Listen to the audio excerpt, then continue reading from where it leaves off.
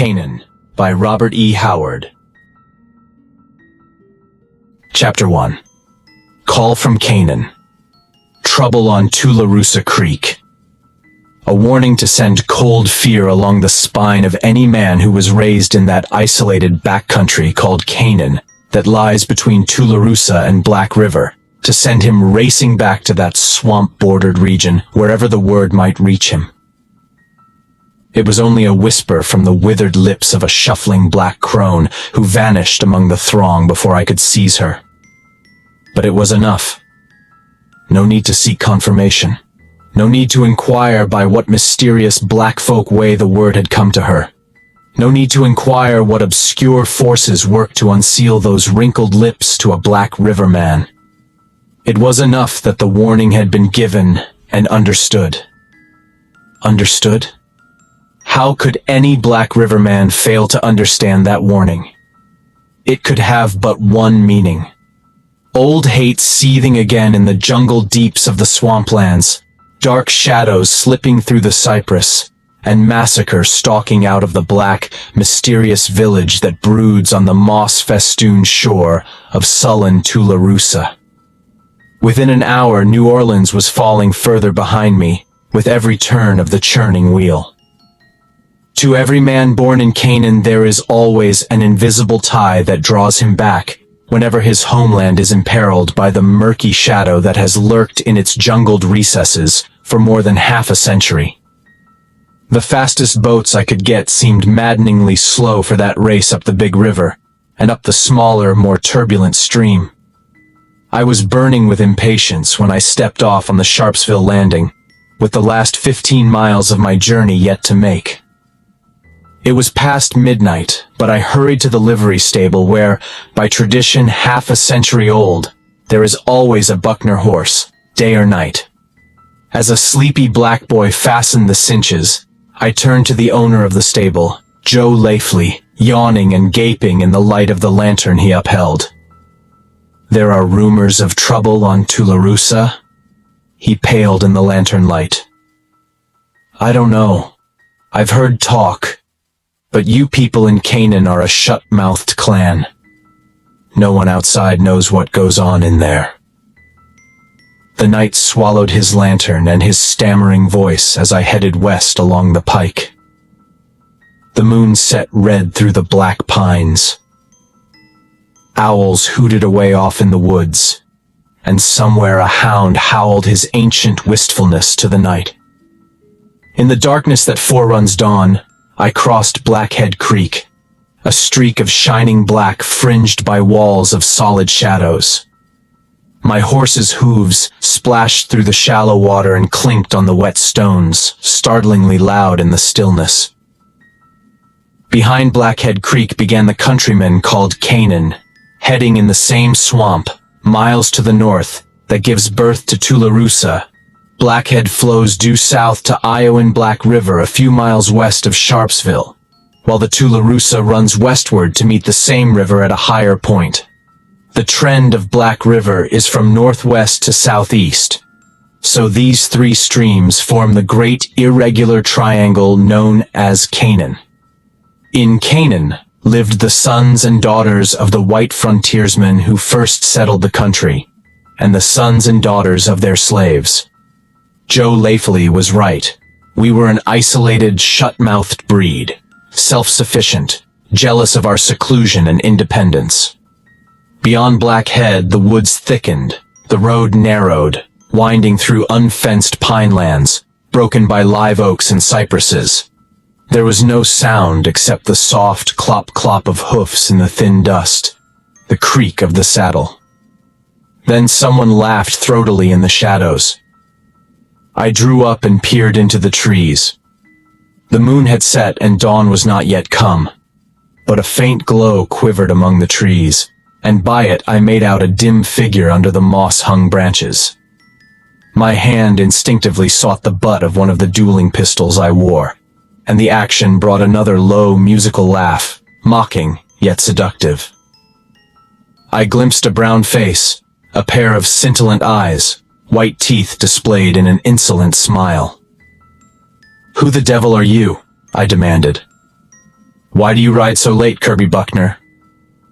Taunting laughter bubbled in the voice. The accent was foreign and unfamiliar. A faintly accented twang was there, but it was rich and sensuous as the rounded body of its owner. In the lustrous pile of dusky hair, a great white blossom glimmered palely in the darkness. "What are you doing here?" I demanded. "You're a long way from any darky cabin, and you're a stranger to me." "I came to Canaan since you went away," she answered. "My cabin is on the Tularosa, but now I've lost my way, and my poor brother has hurt his leg and cannot walk." "Where is your brother?" I asked uneasily. Her perfect English was disquieting to me, accustomed as I was to the dialect of the black folk. "Back in the woods, there far back." She indicated the black depths with a swaying motion of her supple body rather than a gesture of her hand, smiling audaciously as she did so. I knew there was no injured brother, and she knew I knew it, and laughed at me. But a strange turmoil of conflicting emotions stirred in me. I had never before paid any attention to a black or brown woman, but this quadroon girl was different from any I had ever seen. Her features were regular as a white woman's, and her speech was not that of a common wench. Yet she was barbaric, in the open lure of her smile, in the gleam of her eyes, in the shameless posturing of her voluptuous body.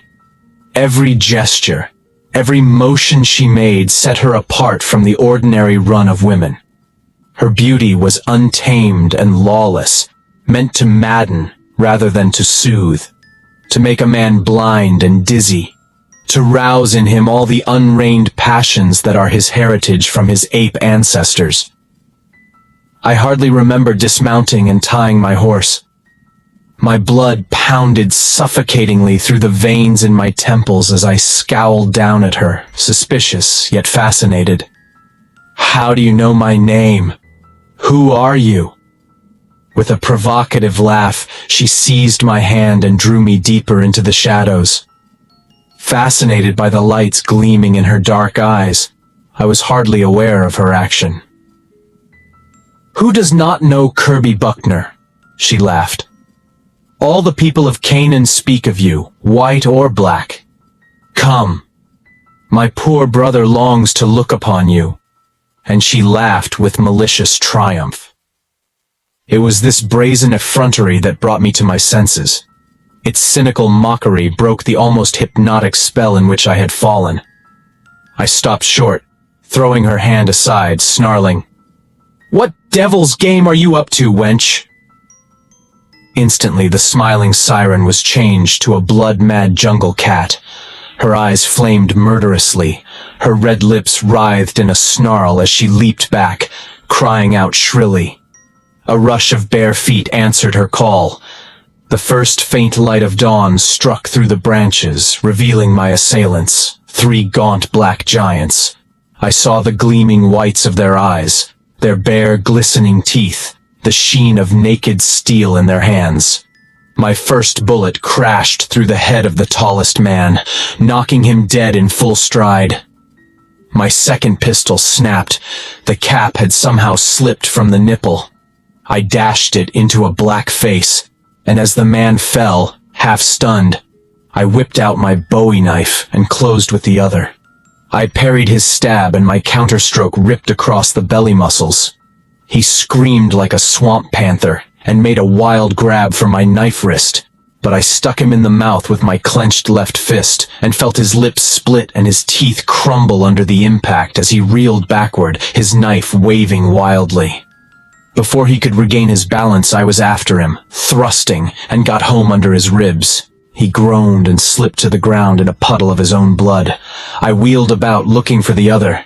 He was just rising, blood streaming down his face and neck. As I started for him, he sounded a panicky yell and plunged into the underbrush.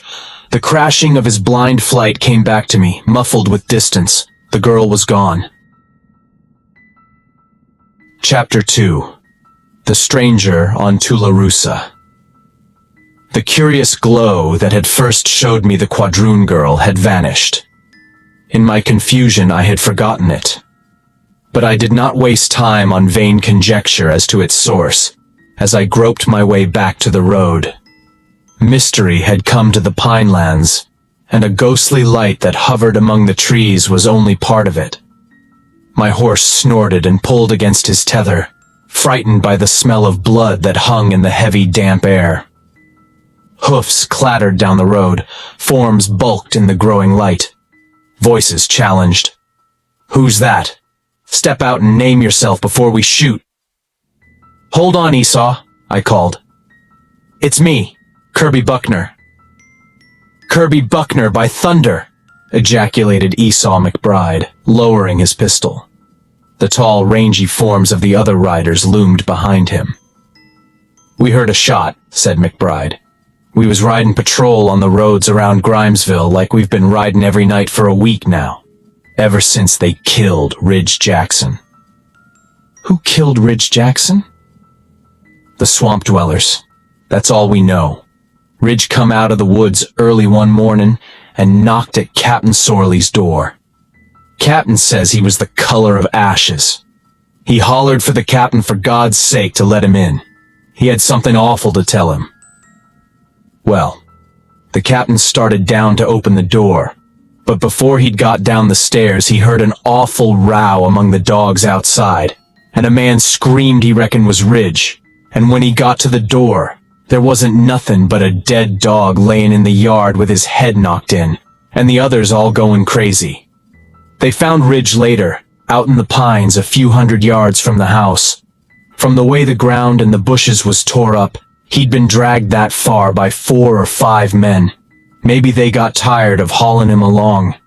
Anyway, they beat his head into a pulp and left him laying there. "I'll be damned," I muttered. "Well, there's a couple of blacks lying back there in the brush. I want to see if you know them." "I don't." A moment later, we were standing in the tiny glade, now white in the growing dawn. A black shape sprawled on the matted pine needles, his head in a pool of blood and brains. There were wide smears of blood on the ground and bushes on the other side of the little clearing, but the wounded black was gone. McBride turned the carcass with his foot. "One of them blacks that came in with Saul Stark," he muttered. "Who the devil's that?" I demanded. "Strange black that moved in since you went down the river last time. Come from South Carolina, he says. Lives in that old cabin in the neck. You know, the shack where Colonel Reynolds' blacks used to live." "Suppose you ride on to Grimesville with me, Esau," I said, "and tell me about this business as we ride. The rest of you might scout around and see if you can find a wounded black in the brush." They agreed without question.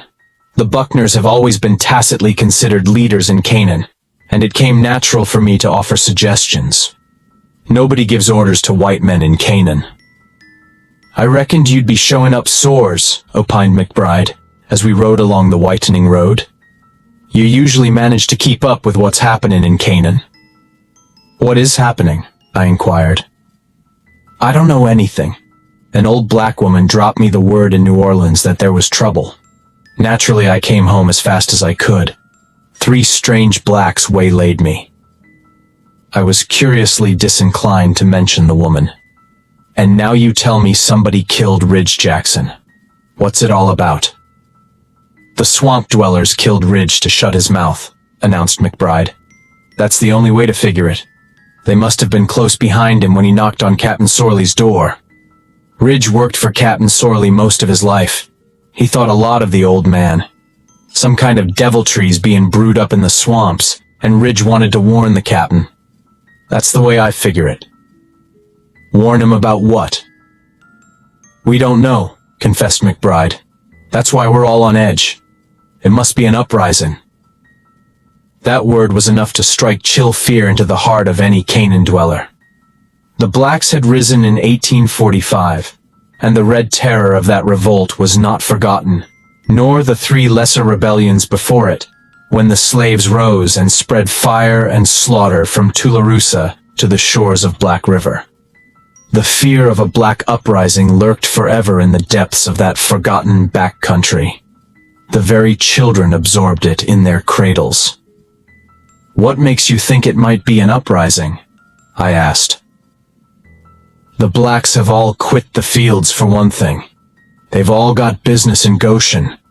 I ain't seen a black nigh Grimesville for a week. The town blacks have pulled out." In Canaan, we still draw a distinction born in antebellum days. Town blacks are descendants of the house servants of the old days, and most of them live in or near Grimesville. There are not many, compared to the mass of swamp dwellers who dwell on tiny farms along the creeks and the edge of the swamps, or in the black village of Goshen on the Tularosa. They are descendants of the field hands of other days, and, untouched by the mellow civilization which refined the natures of the house servants, they remain as primitive as their African ancestors. "Where have the town blacks gone?" I asked. "Nobody knows. They lit out a week ago. Probably hiding down on Black River. If we win, they'll come back. If we don't, they'll take refuge in Sharpsville."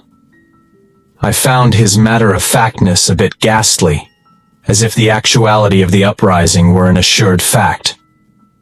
"Well, what have you done?" I demanded. "Ain't much we could do," he confessed. "The blacks ain't made no open move outside of killin' Ridge Jackson, and we couldn't prove who done that or why they done it. They ain't done nothing but clear out. But that's mighty suspicious. We can't keep from thinking Saul Stark's behind it." "Who is this fellow?" I asked. "I told you all I know already. He got permission to settle in that old deserted cabin on the neck. A great big black devil that talks better English than I like to hear a black talk. But he was respectful enough. He had 3 or 4 big South Carolina bucks with him, and a brown wench, which we don't know whether she's his daughter, sister, wife, or what. He ain't been into Grimesville but that one time, and a few weeks after he came to Canaan, the blacks begun acting curious. Some of the boys wanted to ride over to Goshen and have a showdown, but that's taken a desperate chance." I knew he was thinking of a ghastly tale told us by our grandfathers, of how a punitive expedition from Grimesville was once ambushed and butchered among the dense thickets that masked Goshen.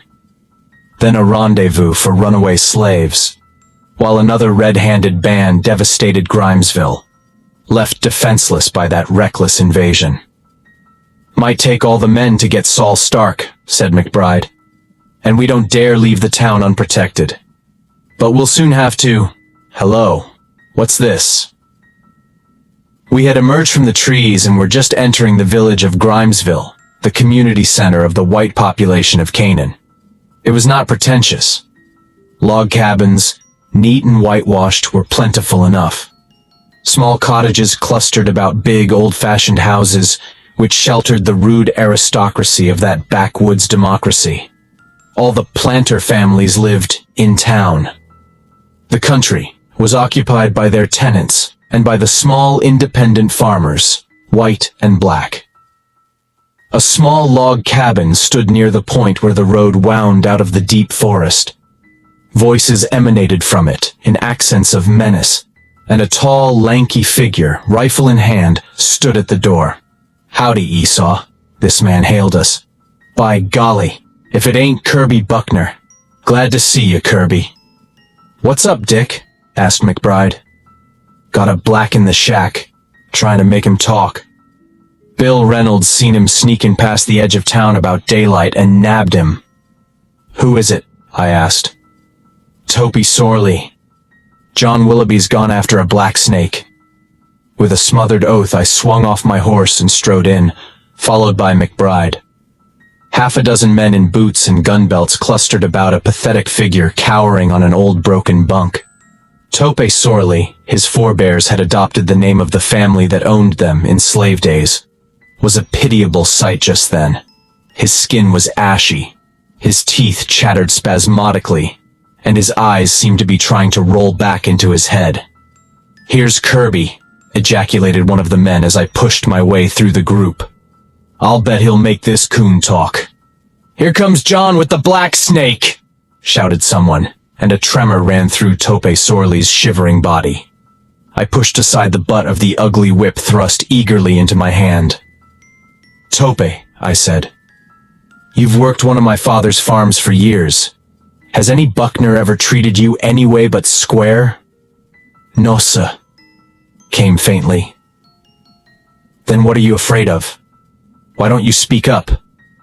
Something's going on in the swamps. You know, and I want you to tell us why the town blacks have all run away. Why Ridge Jackson was killed. Why the swamp dwellers are acting so mysteriously. And what kind of devilment that cussed Saul Stark's cooking up over on Tularosa, shouted one of the men. Tope seemed to shrink into himself at the mention of Stark. I don't dast, he shuddered. He'd put me into swamp. Who? I demanded. Stark? Is Stark a conjure man? Tope sank his head in his hands and did not answer. I laid my hand on his shoulder. Tope, I said, you know if you'll talk, we'll protect you. If you don't talk, I don't think Stark can treat you much rougher than these men are likely to. Now spill it, what's it all about? He lifted desperate eyes. You all got to let me stay here, he shuddered. And guard me. And give me money to get away on when the trouble's over.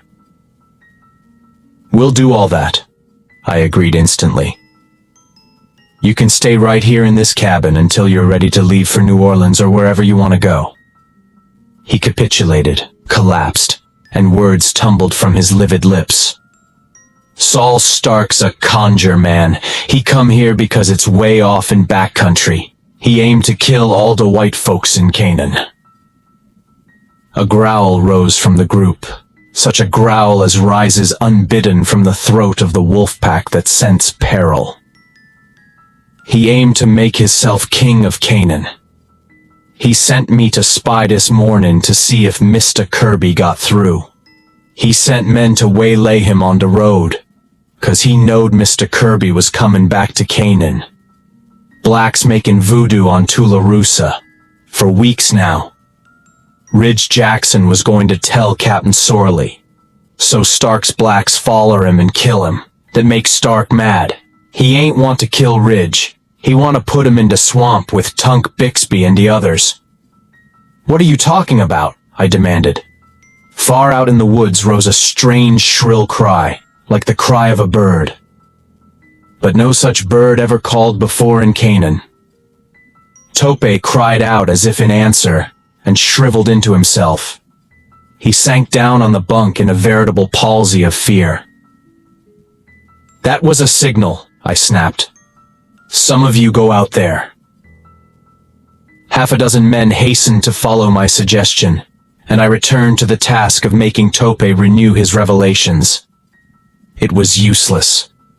Some hideous fear had sealed his lips. He lay shuddering like a stricken animal, and did not even seem to hear our questions. No one suggested the use of the black snake. Anyone could see the black was paralyzed with terror. Presently, the searchers returned empty-handed. They had seen no one, and the thick carpet of pine needles showed no footprints. The men looked at me expectantly.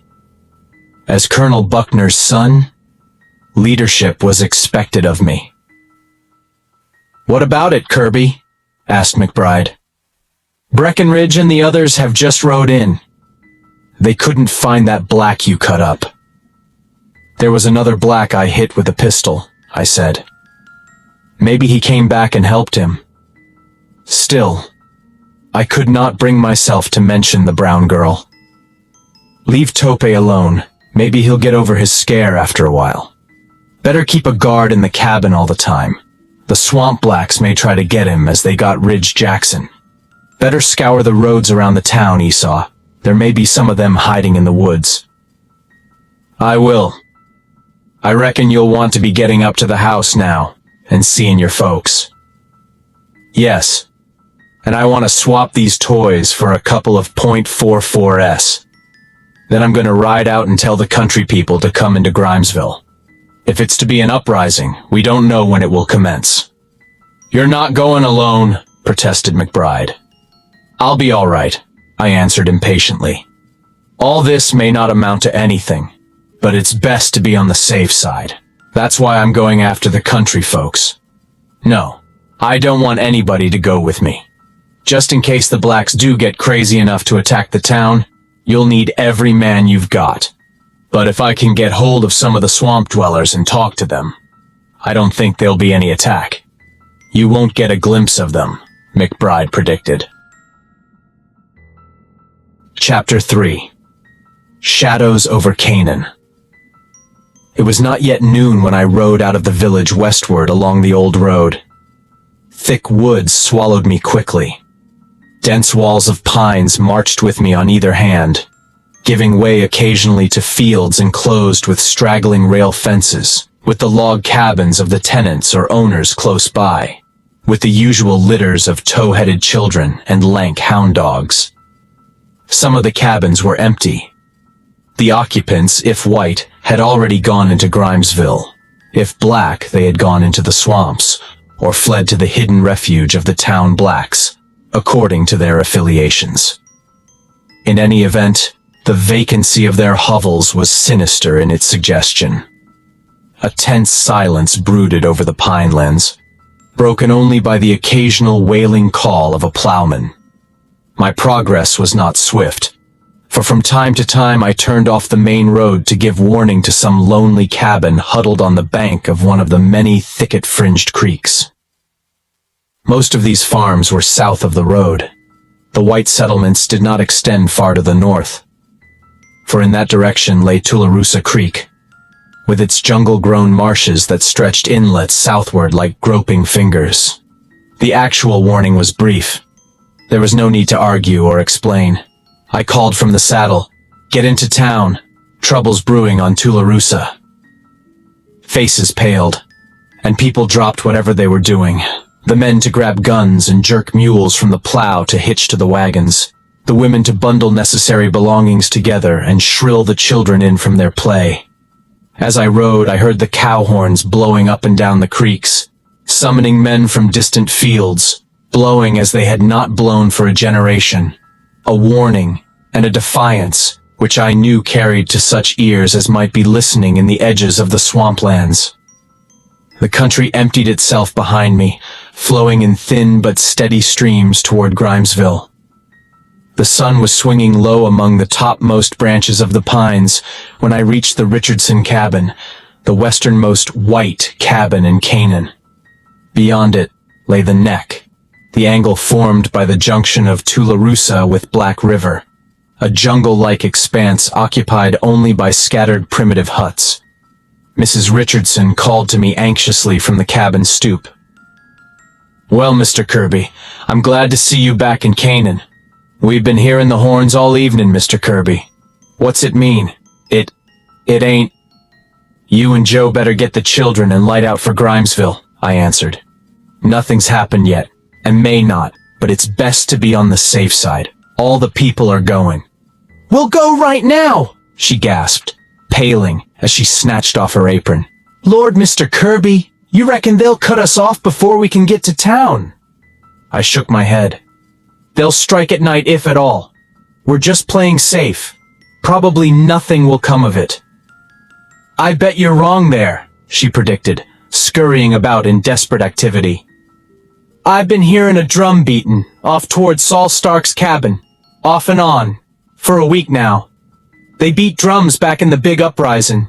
My pappy's told me about it many's the time. The black skinned his brother alive. The horns was blowin' all up and down the creeks, and the drums was beatin' louder'n the horns could blow. You'll be riding back with us, won't you, Mr. Kirby?" "No, I'm going to scout down along the trail a piece." "Don't go too far. You're liable to run into old Saul Stark and his devils. Lord, where is that man? Joe! Joe!" As I rode down the trail, her shrill voice followed me, thin-edged with fear. Beyond the Richardson farm, pines gave way to live oaks. The underbrush grew ranker. A scent of rotting vegetation impregnated the fitful breeze. Occasionally I sighted a black hut, half hidden under the trees, but always it stood silent and deserted. Empty cabins meant but one thing. The blacks were collecting at Goshen, some miles to the east on the Tularosa. And that gathering too could have but one meaning. My goal was Saul Stark's hut. My intention had been formed when I heard Tope Sorley's incoherent tale. There could be no doubt that Saul Stark was the dominant figure in this web of mystery. With Saul Stark I meant to deal. That I might be risking my life was a chance any man must take who assumes the responsibility of leadership.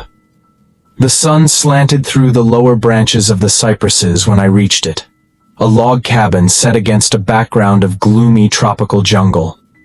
A few steps beyond it began the uninhabitable swamp in which Tularosa emptied its murky current into Black River. A reek of decay hung in the air. Gray moss bearded the trees, and poisonous vines twisted in rank tangles. I called, "Stark! Saul Stark! Come out here!" There was no answer. A primitive silence hovered over the tiny clearing. I dismounted, tied my horse, and approached the crude, heavy door. Perhaps this cabin held a clue to the mystery of Saul Stark. At least, it doubtless contained the implements and paraphernalia of his noisome craft. The faint breeze dropped suddenly.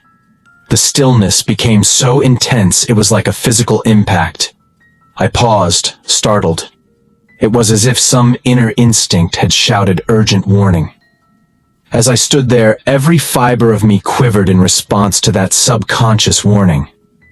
Some obscure, deep-hidden instinct sensed peril, as a man senses the presence of the rattlesnake in the darkness, or the swamp panther crouching in the bushes. I drew a pistol, sweeping the trees and bushes, but saw no shadow or movement to betray the ambush I feared. But my instinct was unerring. What I sensed was not lurking in the woods about me, it was inside the cabin waiting. Trying to shake off the feeling, and irked by a vague half-memory that kept twitching at the back of my brain, I again advanced.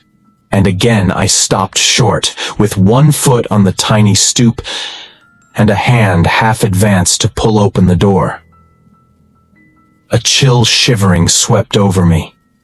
A sensation like that which shakes a man to whom a flicker of lightning has revealed the black abyss into which another blind step would have hurled him. For the first time in my life, I knew the meaning of fear. I knew that black horror lurked in that sullen cabin under the moss-bearded cypresses. A horror against which every primitive instinct that was my heritage cried out in panic. And that insistent half-memory woke suddenly. It was the memory of a story of how voodoo men leave their huts guarded in their absence by a powerful juju spirit to deal madness and death to the intruder. White men ascribed such deaths to superstitious fright and hypnotic suggestion. But in that instant, I understood my sense of lurking peril. I comprehended the horror that breathed like an invisible mist from that accursed hut. I sensed the reality of the juju, of which the grotesque wooden images which voodoo men place in their huts are only a symbol. Saul Stark was gone, but he had left a presence to guard his hut. I backed away, sweat beading the backs of my hands. Not for a bag of gold would I have peered into the shuttered windows or touched that unbolted door. My pistol hung in my hand, useless I knew against the thing in that cabin. What it was I could not know, but I knew it was some brutish, soulless entity drawn from the black swamps by the spells of voodoo. Man and the natural animals are not the only sentient beings that haunt this planet. There are invisible things, black spirits of the deep swamps and the slimes of the riverbeds. The blacks know of them. My horse was trembling like a leaf, and he shouldered close to me as if seeking security and bodily contact. I mounted and reined away, fighting a panicky urge to strike in the spurs and bolt madly down the trail. I breathed an involuntary sigh of relief as the somber clearing fell away behind me and was lost from sight. I did not, as soon as I was out of sight of the cabin, revile myself for a silly fool. My experience was too vivid in my mind. It was not cowardice that prompted my retreat from that empty hut. It was the natural instinct of self-preservation, such as keeps a squirrel from entering the lair of a rattlesnake. My horse snorted and shied violently. A gun was in my hand before I saw what had startled me. Again, a rich musical laugh taunted me.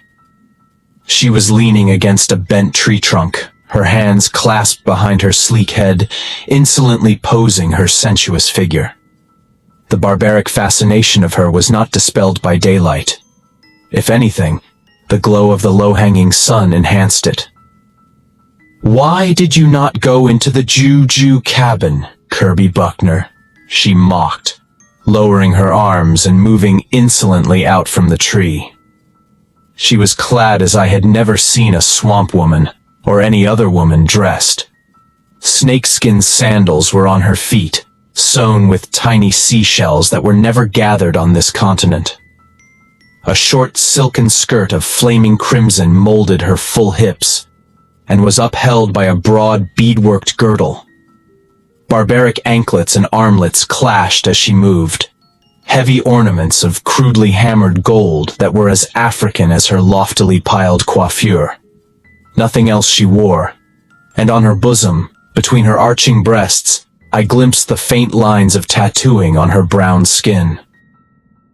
She posed derisively before me, not in allure, but in mockery. Triumphant malice blazed in her dark eyes, her red lips curled with cruel mirth. Looking at her then, I found it easy to believe all the tales I had heard of torture and mutilations inflicted by the women of savage races on wounded enemies. She was alien, even in this primitive setting. She needed a grimmer, more bestial background, a background of steaming jungle, reeking black swamps, flaring fires and cannibal feasts, and the bloody altars of abysmal tribal gods. Kirby Buckner. She seemed to caress the syllables with her red tongue, yet the very intonation was an obscene insult. "Why did you not enter Saul Stark's cabin? It was not locked. Did you fear what you might see there? Did you fear you might come out with your hair white like an old man's and the drooling lips of an imbecile?" "What's in that butt?" I demanded. She laughed in my face and snapped her fingers with a peculiar gesture. "One of the ones which come oozing like black mist out of the night when Saul Stark beats the juju drum and shrieks the black incantation to the gods that crawl on their bellies in the swamp. What is he doing here? The black folk were quiet until he came."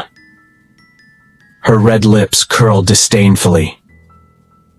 "Those black dogs, they are his slaves. If they disobey, he kills them, or puts them in the swamp. For long we have looked for a place to begin our rule. We have chosen Canaan. You whites must go. And since we know that white people can never be driven away from their land, we must kill you all." It was my turn to laugh, grimly. They tried that back in 05.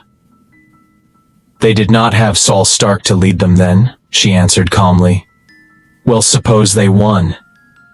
Do you think that would be the end of it? Other white men would come into Canaan and kill them all." "They would have to cross water," she answered. "We can defend the rivers and creeks. Saul Stark will have many servants in the swamps to do his bidding. He will be king of Black Canaan. No one can cross the waters to come against him. He will rule his tribe as his fathers ruled their tribes in the ancient land." "Mad as a loon," I muttered. Then curiosity impelled me to ask, "Who is this fool? What are you to him?"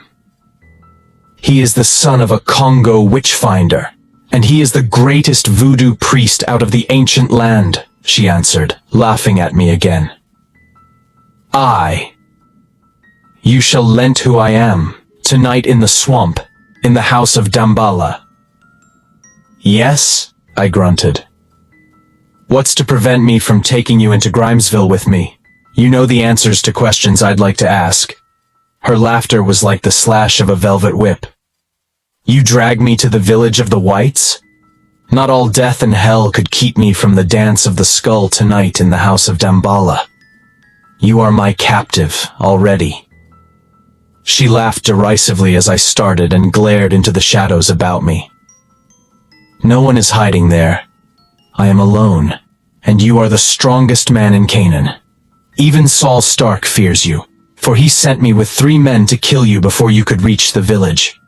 Yet you are my captive. I have but to beckon. So," she crooked a contemptuous finger, "and you will follow to the fires of Damballa and the knives of the torturers." I laughed at her, but my mirth rang hollow. I could not deny the incredible magnetism of this brown enchantress. It fascinated and impelled, drawing me toward her, beating at my willpower. I could not fail to recognize it any more than I could fail to recognize the peril in the Juju hut. My agitation was apparent to her, for her eyes flashed with unholy triumph. "Black men are fools, all but Saul Stark," she laughed. "White men are fools too. I am the daughter of a white man who lived in the butt of a black king and mated with his daughters. I know the strength of white men and their weakness. I failed last night when I met you in the woods, but now I cannot fail." Savage exultation thrummed in her voice. "By the blood in your veins, I have snared you. The knife of the man you killed scratched your hands. 7 drops of blood that fell on the pine needles have given me your soul. I took that blood, and Saul Stark gave me the man who ran away. Saul Stark hates cowards. With his hot, quivering heart, and 7 drops of your blood, Kirby Buckner, deep in the swamps, I have made such magic as none but the bride of Damballa can make. Already you feel its urge. Oh, you are strong. The man you fought with the knife died less than an hour later. But you cannot fight me. Your blood makes you my slave. I have put a conjurement upon you." By heaven, it was not mere madness she was mouthing.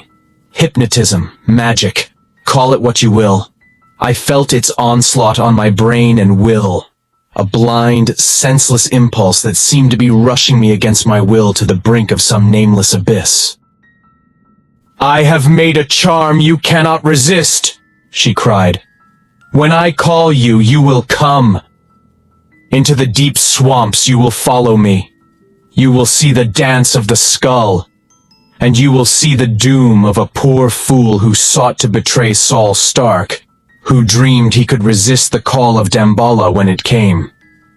Into the swamp he goes tonight, with Tunk Bixby and the other 4 fools who opposed Saul Stark. You shall see that. You shall know and understand your own doom, and then you too shall go into the swamp, into darkness and silence, deep as the darkness of nighted Africa. But before the darkness engulfs you, there will be sharp knives and little fires. Oh, you will scream for death, even for the death that is beyond death." With a choking cry, I whipped out a pistol and leveled it full at her breast. It was cocked, and my finger was on the trigger. At that range, I could not miss. But she looked full into the black muzzle and laughed, laughed, laughed, in wild peals that froze the blood in my veins.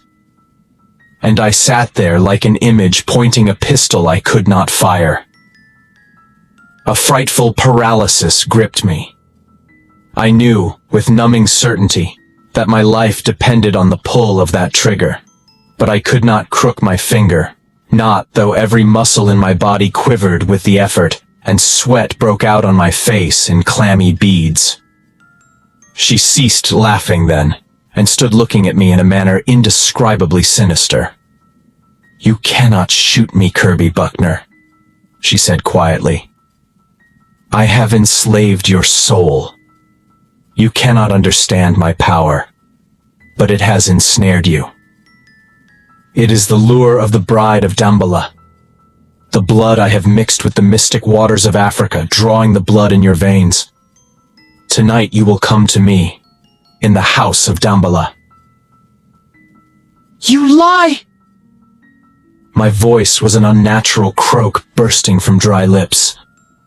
"You've hypnotized me, you she-devil, so I can't pull this trigger, but you can't drag me across the swamps to you." "It is you who lie," she returned calmly. "You know you lie. Ride back toward Grimesville or wherever you will, Kirby Buckner. But when the sun sets and the black shadows crawl out of the swamps, you will see me beckoning you, and you will follow me. Long I have planned your doom, Kirby Buckner, since first I heard the white men of Canaan talking to you. It was I who sent the word down the river that brought you back to Canaan. Not even Saul Stark knows of my plans for you. At dawn, Grimesville shall go up in flames, and the heads of the white men will be tossed in the blood-running streets. But tonight is the night of Damballa, and a white sacrifice shall be given to the black gods. Hidden among the trees you shall watch the dance of the skull, and then I shall call you forth to die. And now, go fool. Run as far and as fast as you will. At sunset, wherever you are, you will turn your footsteps toward the house of Damballa." And with the spring of a panther, she was gone into the thick brush. And as she vanished, the strange paralysis dropped from me. With a gasped oath, I fired blindly after her, but only a mocking laugh floated back to me. Then, in a panic, I wrenched my horse about and spurred him down the trail.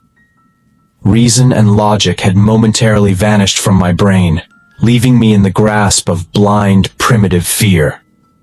I had confronted sorcery beyond my power to resist. I had felt my will mastered by the mesmerism in a brown woman's eyes. And now one driving urge overwhelmed me. A wild desire to cover as much distance as I could before that low-hanging sun dipped below the horizon, and the black shadows came crawling from the swamps. And yet I knew I could not outrun the grisly specter that menaced me.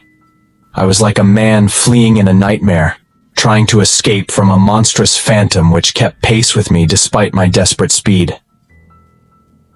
I had not reached the Richardson cabin when above the drumming of my flight I heard the clop of hoofs ahead of me, and an instant later, sweeping around a kink in the trail, I almost rode down a tall, lanky man on an equally gaunt horse. He yelped and dodged back as I jerked my horse to its haunches, my pistol presented at his breast. "Look out, Kirby! It's me, Jim Braxton! My God, you look like you'd seen a ghost! What's chasing you?" "Where are you going?" I demanded, lowering my gun. "Looking for you. Folks got worried as it got late, and you didn't come in with the refugees. I'd light out and look for you. Ms. Richardson said you rode into the neck. Where in tarnation you been?" "To Saul Stark's cabin." "You taken a big chance. What did you find there?" The sight of another white man had somewhat steadied Ray nerves. I opened my mouth to narrate my adventure, and was shocked to hear myself saying instead, "Nothing. He wasn't there." "Thought I heard a gun crack a while ago," he remarked, glancing sharply at me sidewise.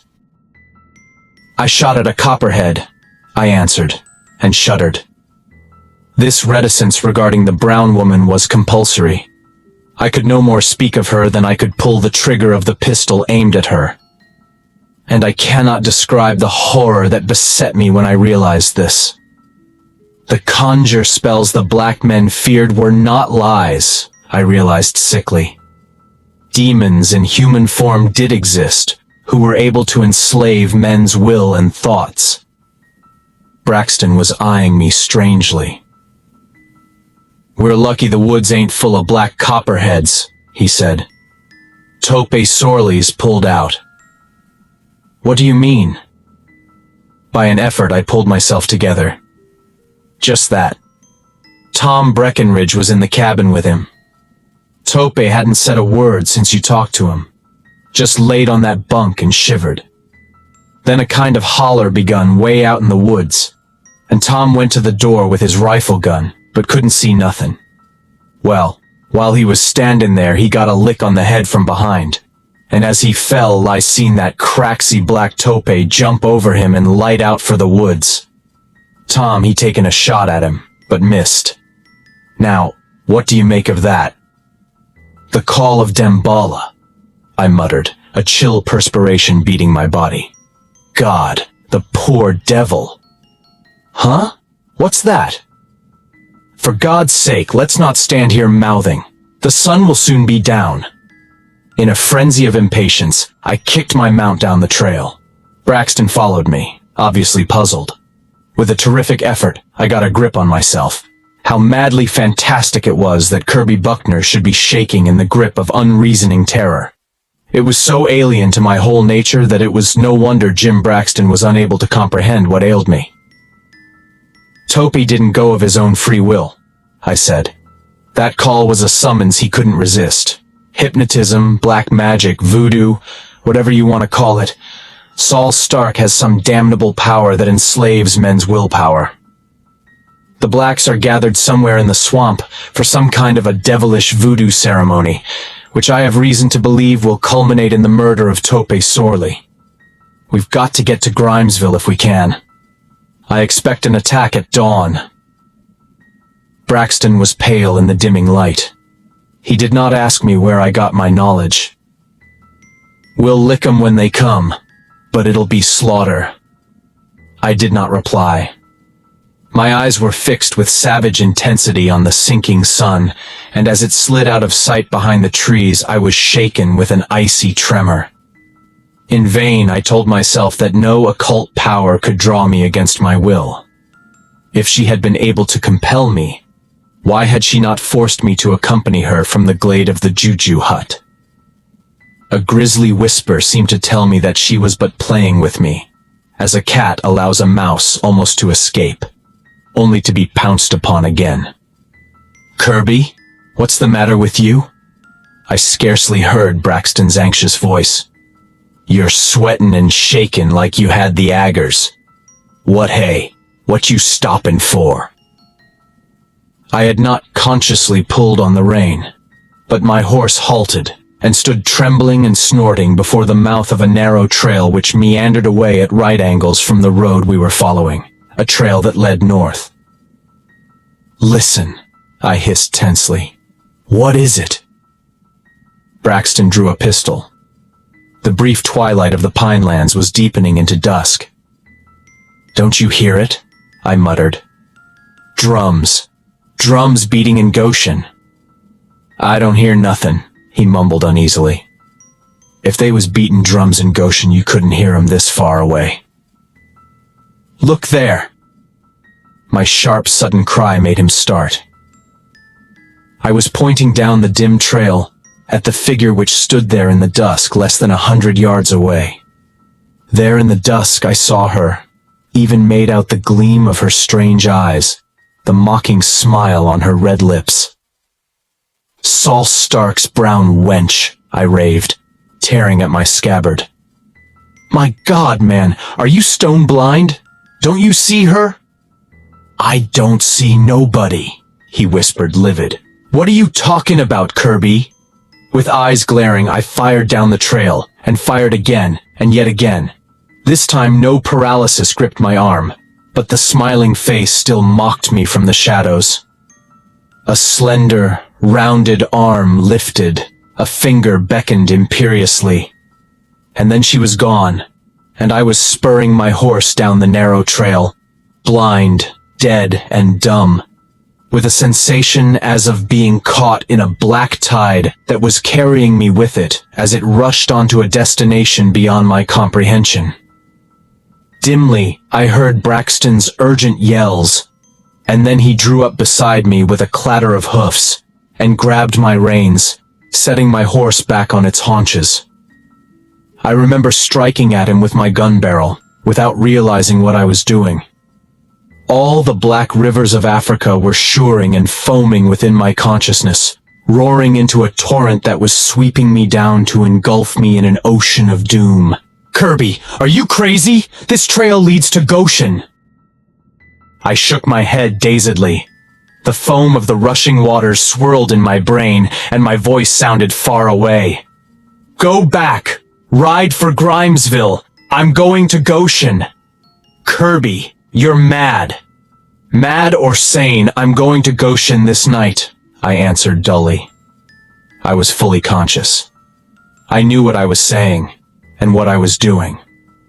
I realized the incredible folly of my action, and I realized my inability to help myself. Some shred to sanity impelled me to try to conceal the grisly truth from my companion, to offer a rational reason for my madness. Saul Stark is in Goshen. He's the one who's responsible for all this trouble. I'm going to kill him. That will stop the uprising before it starts. He was trembling like a man with the ague. "Then I'm going with you." "You must go on to Grimesville and warn the people," I insisted, holding to sanity, but feeling a strong urge begin to seize me, an irresistible urge to be in motion, to be riding in the direction toward which I was so horribly drawn. "They'll be on their guard," he said stubbornly. "They won't need my warning. I'm going with you. I don't know what's got in you, but I ain't gonna let you die alone among these black woods." I did not argue. I could not. The blind rivers were sweeping me on. And down the trail, dim in the dusk, I glimpsed a supple figure, caught the gleam of uncanny eyes, the crook of a lifted finger. Then I was in motion, galloping down the trail, and I heard the drum of Braxton's horse's hooves behind me. Chapter 4. The Dwellers in the Swamp. Night fell, and the moon shone through the trees, blood red behind the black branches. The horses were growing hard to manage. "They got more sense than us, Kirby," muttered Braxton. "Panther, maybe," I replied absently, my eyes searching the gloom of the trail ahead. "Nah, tain't. Closer we get to Goshen, the worse they get. And every time we swing nigh to a creek, they shy and snort." The trail had not yet crossed any of the narrow, muddy creeks that crisscross that end of Canaan. But several times it had swung so close to one of them that we glimpsed the black streak that was water glinting dully in the shadows of the thick growth. And each time, I remembered, the horses showed signs of fear. But I had hardly noticed, wrestling as I was with the grisly compulsion that was driving me. Remember, I was not like a man in a hypnotic trance. I was fully aware, fully conscious. Even the days in which I had seemed to hear the roar of black rivers had passed, leaving my mind clear, my thoughts lucid. And that was the sweating hell of it. To realize my folly clearly and poignantly, but to be unable to conquer it.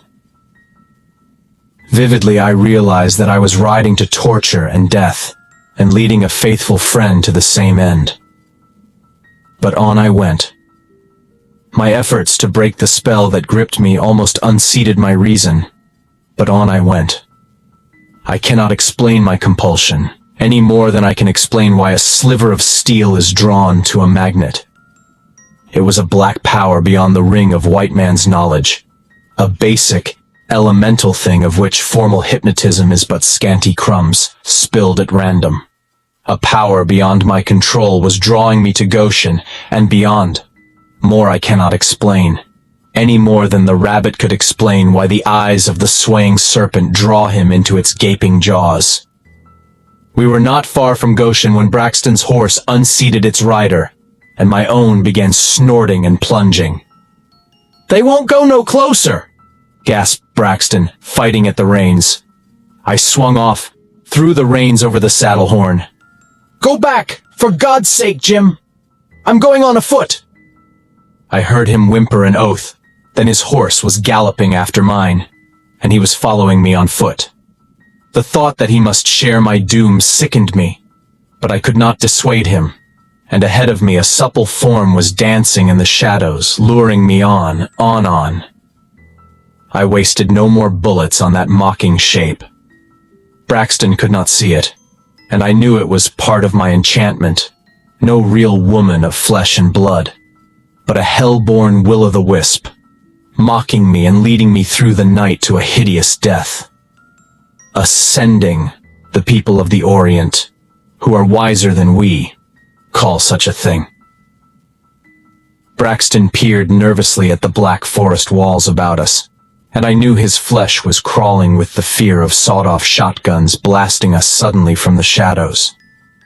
But it was no ambush of lead or steel I feared as we emerged into the moonlit clearing that housed the cabins of Goshen. The double line of log cabins faced each other across the dusty street. One line backed against the bank of Tularosa Creek.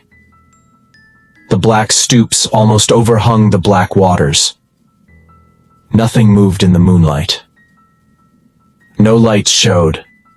No smoke oozed up from the stick-and-mud chimneys. It might have been a dead town, deserted and forgotten.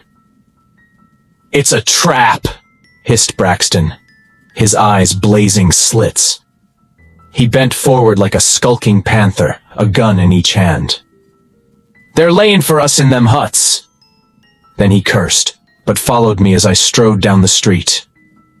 I did not hail the silent huts. I knew Goshen was deserted. I felt its emptiness. Yet there was a contradictory sensation, as of spying eyes fixed upon us.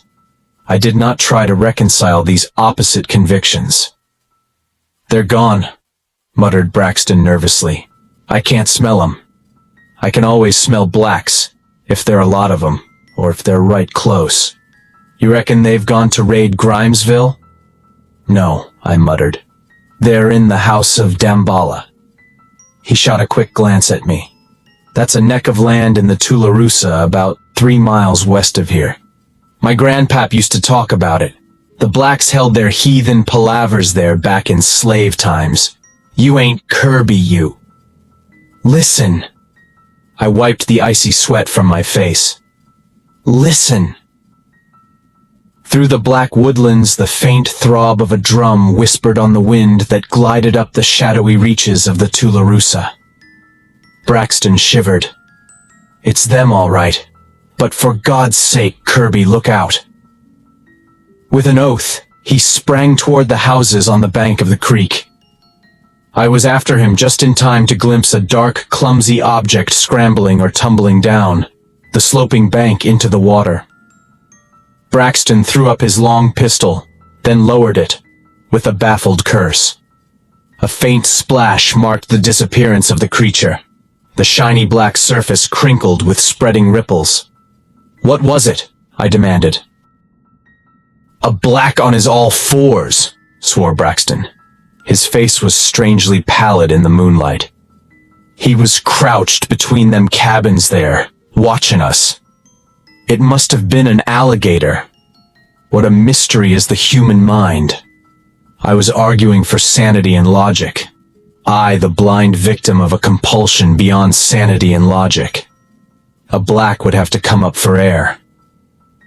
"He swum under the water and come up in the shadow of the bresh where we couldn't see him," maintained Braxton. "Now he'll go warn Saul Stark." Never mind. The pulse was thrumming in my temples again, the roar of foaming water rising irresistibly in my brain. "I'm going straight through the swamp. For the last time, go back." "No, sane or mad, I'm going with you." The pulse of the drum was fitful, growing more distinct as we advanced. We struggled through jungle-thick growth. Tangled vines tripped us. Our boots sank in scummy mire. We were entering the fringe of the swamp, which grew deeper and denser until it culminated in the uninhabitable morass where the Tularosa flowed into Black River, miles farther to the west. The moon had not yet set, but the shadows were black under the interlacing branches with their mossy beards. We plunged into the first creek we must cross, one of the many muddy streams flowing into the Tularusa. The water was only thigh deep, the moss-clogged bottom fairly firm. My foot felt the edge of a sheer drop, and I warned Braxton, "Look out for a deep hole. Keep right behind me." His answer was unintelligible. He was breathing heavily, crowding close behind me. Just as I reached the sloping bank and pulled myself up by the slimy, projecting roots, the water was violently agitated behind me. Braxton cried out incoherently and hurled himself up the bank, almost upsetting me. I wheeled, gun in hand, but saw only the black water seething and whirling after his thrashing rush through it. "What the devil, Jim?" "Something grabbed me," he panted. "Something out of the deep hole. I tore loose and busted up the bank. I tell you, Kirby, something's following us. Something that swims under the water." "Maybe it was that black you saw. These swamp people swim like fish. Maybe he swam up under the water to try to drown you." He shook his head, staring at the black water, gun in hand. It smelt like a black, and the little I saw of it looked like a black, but it didn't feel like any kind of a human. "Well, it was an alligator then," I muttered absently as I turned away.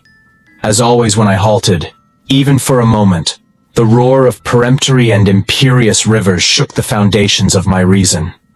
He splashed after me without comment. Scummy puddles rose about our ankles, and we stumbled over moss-grown cypress knees. Ahead of us there loomed another, wider creek, and Braxton caught my arm. "Don't do it, Kirby!" he gasped. "If we go into that water, it'll get us sure!" "What?" "I don't know. Whatever it was that flopped down that bank back there in Goshen, the same thing that grabbed me in that creek back yonder. Kirby, let's go back." "Go back?" I laughed in bitter agony. "I wish to God I could. I've got to go on. Either Saul Stark or I must die before dawn." He licked dry lips and whispered, "Go on then. I'm with you. Come heaven or hell." He thrust his pistol back into its scabbard and drew a long, keen knife from his boot. "Go ahead." I climbed down the sloping bank and splashed into the water that rose to my hips. The cypress branches bent a gloomy, moss-trailing arch over the creek. The water was black as midnight. Braxton was a blur, toiling behind me. I gained the first shelf of the opposite bank and paused, in water knee-deep, to turn and look back at him. Everything happened at once then. I saw Braxton halt short, staring at something on the bank behind me. He cried out, whipped out a gun and fired, just as I turned. In the flash of the gun, I glimpsed a supple form reeling backward, a brown face fiendishly contorted. Then, in the momentary blindness that followed the flash, I heard Jim Braxton scream. Sight and brain cleared in time to show me a sudden swirl of the murky water, a round, black object breaking the surface behind Jim, and then Braxton gave a strangled cry and went under with a frantic thrashing and splashing. With an incoherent yell, I sprang into the creek, stumbled and went to my knees, almost submerging myself. As I struggled up, I saw Braxton's head, now streaming blood, break the surface for an instant, and I lunged toward it. It went under, and another head appeared in its place, a shadowy black head. I stabbed at it ferociously, and my knife cut only the blank water as the thing dipped out of sight. I staggered from the wasted force of the blow, and when I righted myself, the water lay unbroken about me. I called Jim's name, but there was no answer. Then panic laid a cold hand on me, and I splashed to the bank, sweating and trembling. With the water no higher than my knees, I halted and waited, for I knew not what. But presently, down the creek a short distance, I made out a vague object lying in the shallow water near the shore. I waded to it, through the clinging mud and crawling vines. It was Jim Braxton, and he was dead. It was not the wound in his head which had killed him. Probably he had struck a submerged rock when he was dragged under. But the marks of strangling fingers showed black on his throat. At the sight, a nameless horror oozed out of that black swamp and coiled itself clammily about my soul. For no human fingers ever left such marks as those. I had seen a head rise in the water, a head that looked like that of a black man, though the features had been indistinct in the darkness. But no man, white or black, ever possessed the fingers that had crushed the life out of Jim Braxton. The distant drum grunted as if in mockery. I dragged the body up on the bank and left it. I could not linger longer, for the madness was foaming in my brain again, driving me with white-hot spurs. But as I climbed the bank, I found blood on the bushes and was shaken by the implication. I remembered the figure I had seen staggering in the flash of Braxton's gun.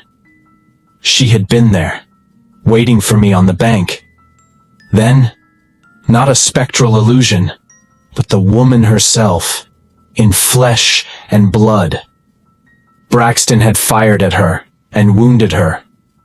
But the wound could not have been mortal, for no corpse lay among the bushes, and the grim hypnosis that dragged me onward was unweakened. Dizzily, I wondered if she could be killed by mortal weapons. The moon had set.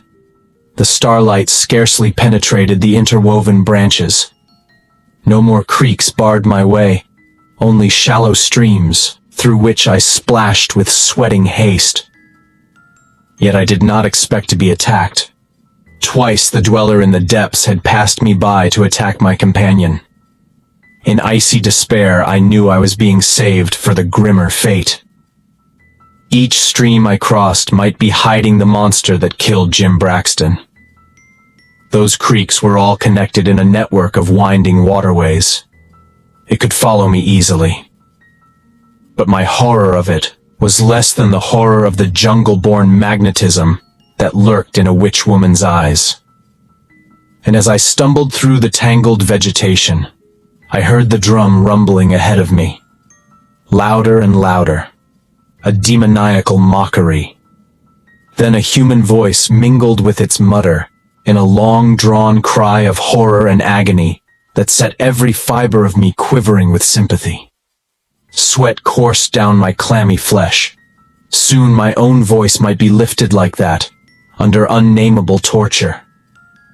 But on I went, my feet moving like automatons, apart from my body, motivated by a will, not my own. The drum grew loud, and a fire glowed among the black trees. Presently, crouching among the bushes, I stared across the stretch of black water that separated Tay from a nightmare scene. My halting there was as compulsory as the rest of my actions had been. Vaguely I knew the stage for horror had been set, but the time for my entry upon it was not yet. When the time had come, I would receive my summons. A low, wooded island split the Black Creek, connected with the shore opposite me by a narrow neck of land.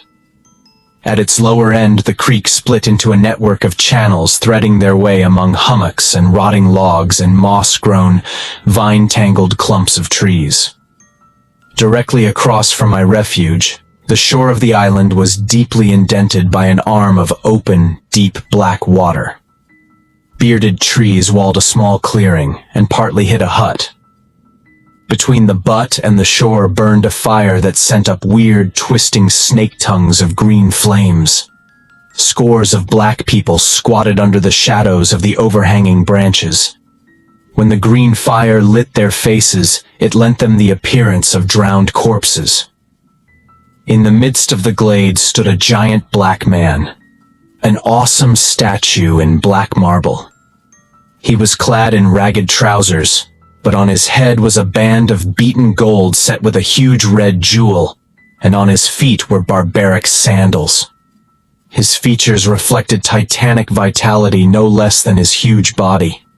But he was all flaring nostrils, thick lips, ebony skin.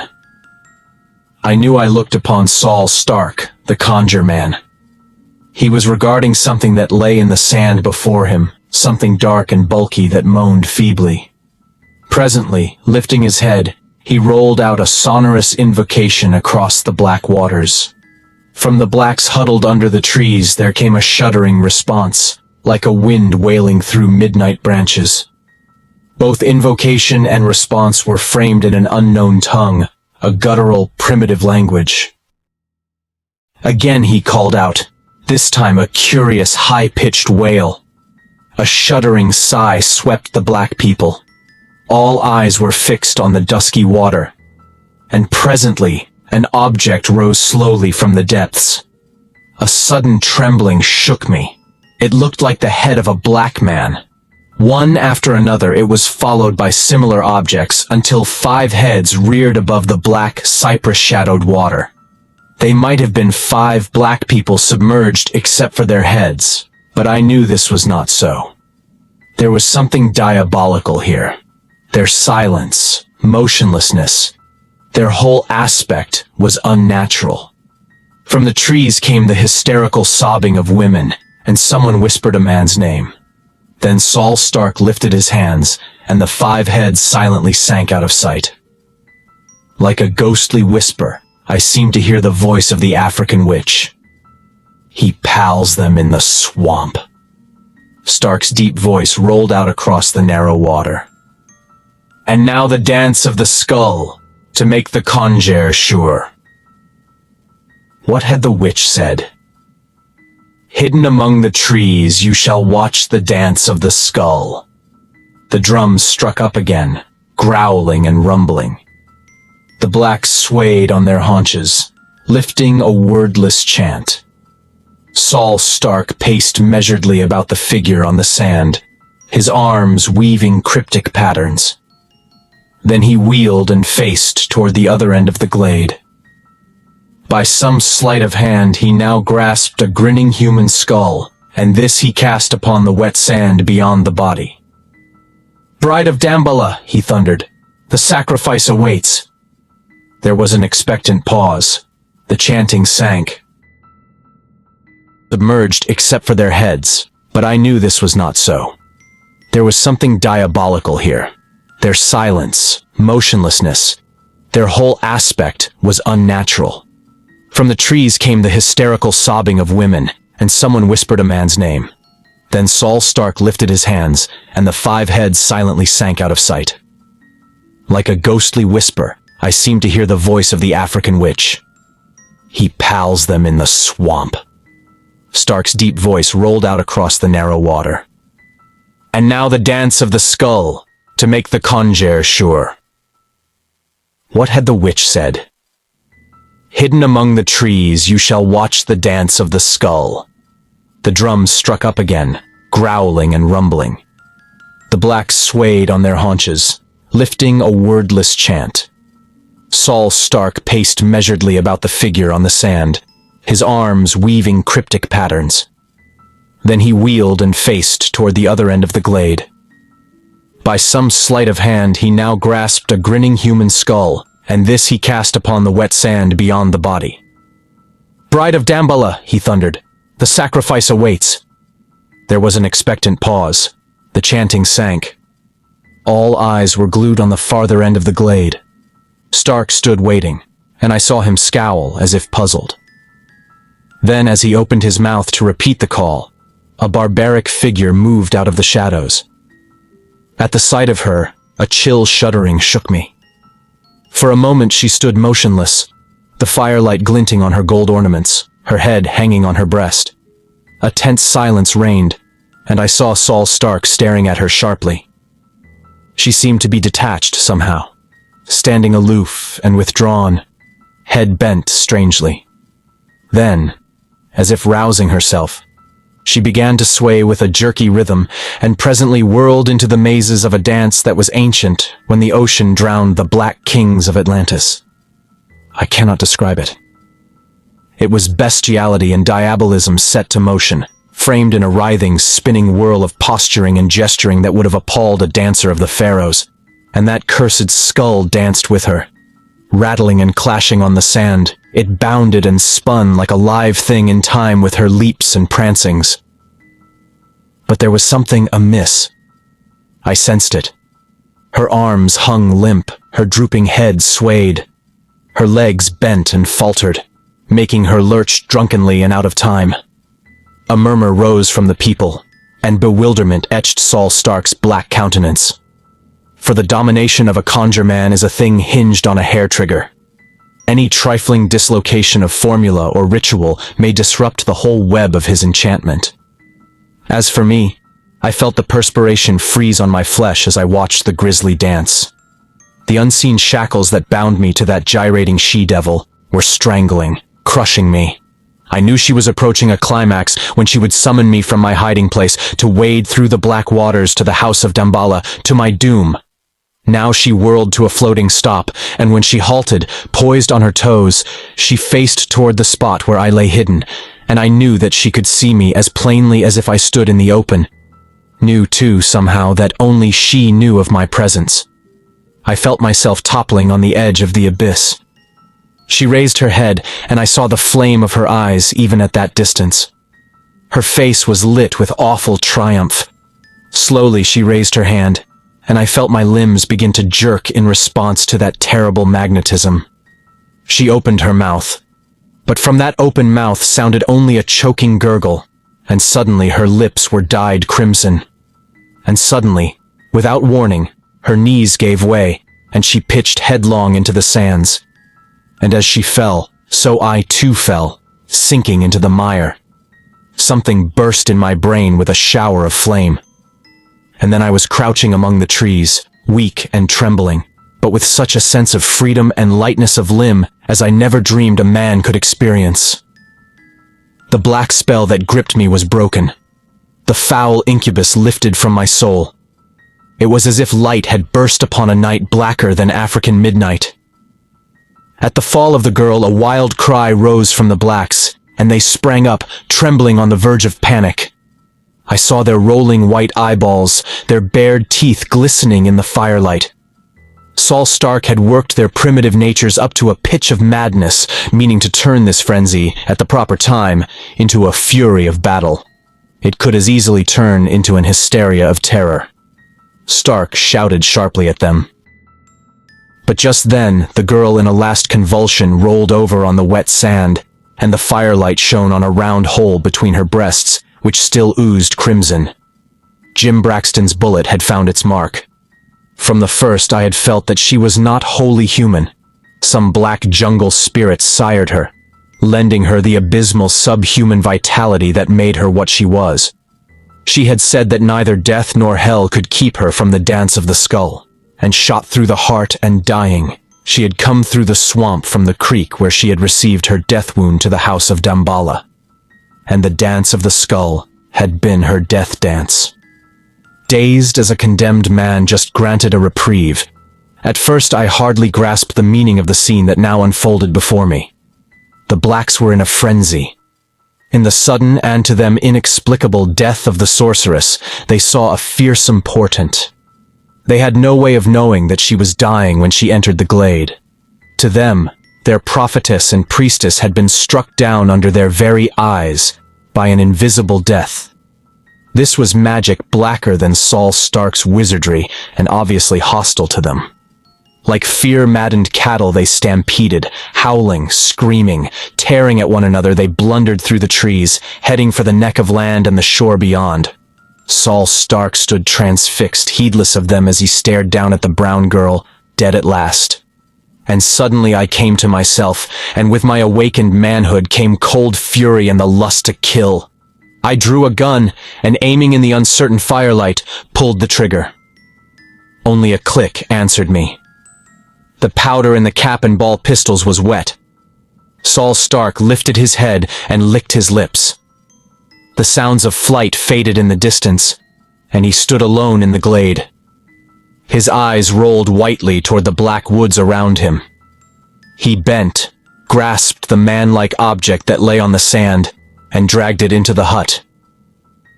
The instant he vanished, I started toward the island, wading through the narrow channels at the lower end. I had almost reached the shore when a mass of driftwood gave way with me, and I slid into a deep hole. Instantly the water swirled about me, and a head rose beside me. A dim face was close to mine. The face of a black man, the face of Tunk Bixby. But now it was inhuman, as expressionless and soulless as that of a catfish. The face of a being no longer human, and no longer mindful of its human origin. Slimy, misshapen fingers gripped my throat, and I drove my knife into the sagging mouth.